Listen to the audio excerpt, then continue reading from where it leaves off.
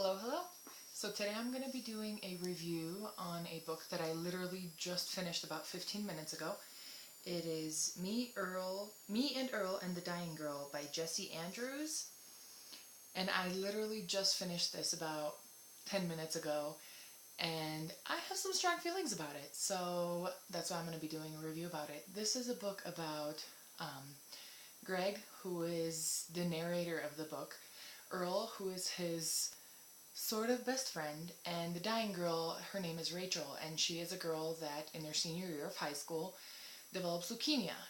And Greg's mother makes Greg befriend Rachel, and that's what the premise of the story. Greg and Earl are both filmmakers. They make homemade films and they haven't let anybody see them. Rachel ends up watching some of the films. It's kind of a convoluted story. So the way the story is told, I wasn't a particular fan of. It is basically the narrator talking to the reader. So it's referring to, if you're reading this in this book, or something along those lines. It's basically a conversation between the narrator and the reader. I wasn't a fan. The formatting of the book is also interesting. In some of the pages, they're formatted weird. They're like conversations and things, but they're almost kind of like a screenplay. Since they're filmmakers, it's really quite odd.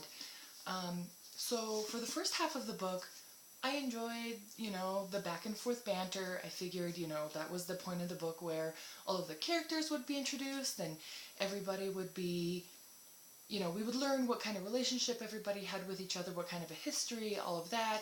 So obviously some banter was required. But then I got about halfway through the book and I was like, wait, where's the rest of the story? Like, where's the meat of the story? Where's the good stuff? And it just never came. I had to force myself to finish this book. It was a little bit brutal towards the end. I literally just started almost skimming because I just want it to be done. The way the story is told is just so odd, and there isn't really a point to the story. It's not like you learn anything from the story. It's not like it's even highly entertaining. It's just kind of really gross and kind of mediocre at best. I want to read an excerpt to demonstrate what I'm talking about. It was the beginning of November, and I was in the part of the hall where they had tacked up a bunch of vaguely terrifying pilgrim and turkey paintings that the ninth graders, when medicine appeared out of nowhere and grabbed my arm. Our skin was actually touching, specifically in the hand and arm format. Suddenly, I became terrified that I was going to belch. "Greg," she said, "I have a favor to ask you."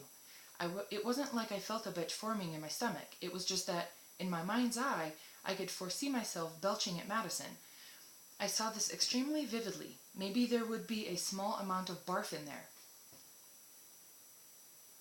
This is about, I'd say, I don't know, 2/3 of the way through the book. Were you entertained by the excerpt? I wasn't. I wasn't impressed. Granted, it's a creative way to write a book. However, I feel like the characters didn't learn anything. I don't want to spoil the book for anybody, but it just, this is brain numbing. It was painful. Do not recommend at all.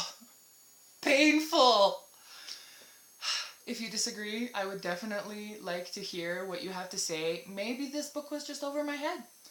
I will be the first to admit it. Hey, great. If it was over my head, let me know what you got from it. I am so open to suggestions because I can't remember the last time that I have enjoyed a book less. Again, if you have any questions or if you have any comments, if you enjoyed this book, definitely let me know, and I will see you guys next time. Bye.